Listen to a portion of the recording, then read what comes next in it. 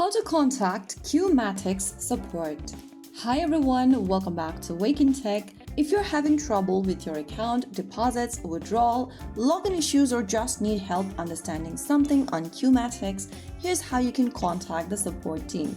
First of all, launch open the QU MATIX app and make sure that you're logged into your account. After you're inside the home page of QU MATIX, click on the support button from the bottom center of the screen. Now, you can go through the FAQs for frequently asked questions and find the answer if you have any questions that is mentioned there. You can elaborate any category and you'll be able to learn the basics of the problems. If you want to contact to the customer support, you can click on this chat with support option and on the next page, mention whatever problem you are having in the text box at the bottom. After typing it down, go ahead and send in the query to the support team and the QU MATIX bot will be able to help you find the solution to your problem. Simply go ahead and write down your query and you'll be able to get needed support. So that is how it's done. If you found the video helpful, don't forget to like, share and subscribe to our channel. I will be back again in the next video.